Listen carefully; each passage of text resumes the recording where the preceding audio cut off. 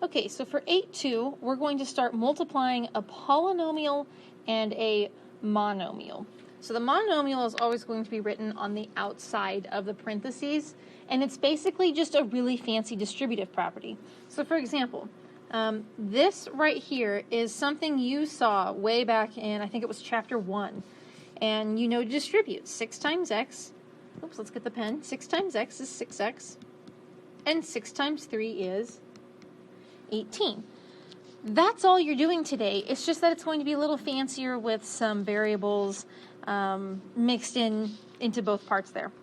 So 1a, I'm going to just distribute. So 5a squared times negative 4. A squared is 20, negative 20a. Add your exponents to the fourth. Distribute. 5a squared times 2a is 5 times 2 is 10. A squared times a is a cubed. Add the exponents. And last but not least, negative 35a squared. If there are any like terms that can be combined, go ahead and combine them. Other than that, this is your answer. That's it.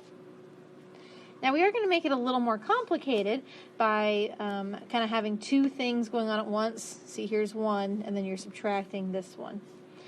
The hardest part about this is this minus sign right here, because it's really easy to forget to distribute the negative sign.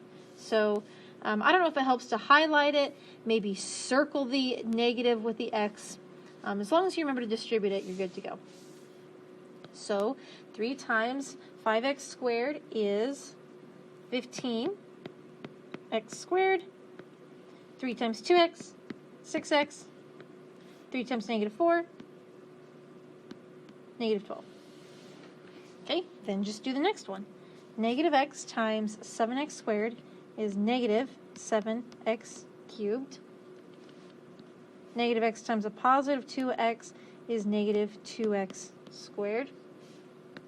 Negative x times negative 3, and negative times negative is a positive, so it is a positive 3x. And then like I was kind of saying on the last problem, combine like terms where you can. So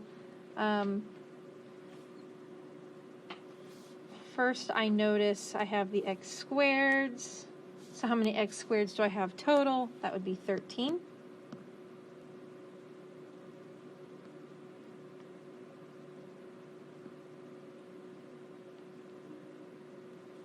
And next I want to do probably just the x's. That looks like I have 9. And then I just have this negative 12. It can't combine with anything, and neither can the x cubed. Now when I write these, I do want to write them in standard form. That means I have the biggest exponent on the left, and then it decreases all the way as you go to the right. So really, I want to write the cubed first, then the squared, then the regular x, and finally the constant. This is my final answer.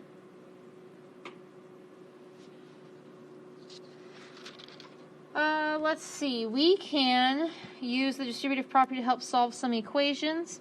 I think I'll do number 3 in class. So now we have number 4.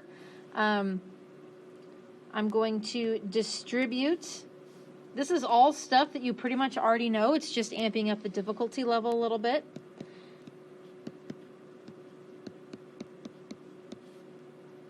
And I'm thinking these parentheses aren't really necessary, so I'm going to drop them. They're not showing any multiplication. They're not holding any negatives in. They're just, I don't know what they're doing. They're just chilling. They're not needed, so I'm getting rid of them.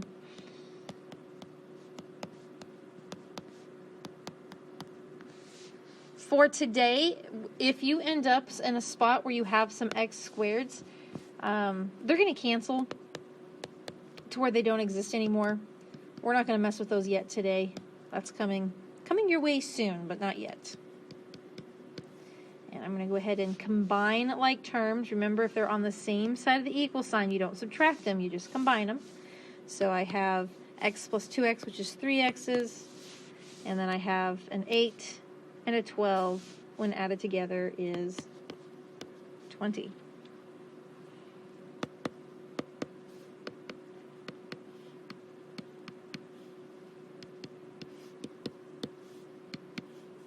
I'm just solving here. All stuff you guys know how to do. Looks like I'm going to have a fraction answer this time. That's okay. X equals 13 over 5.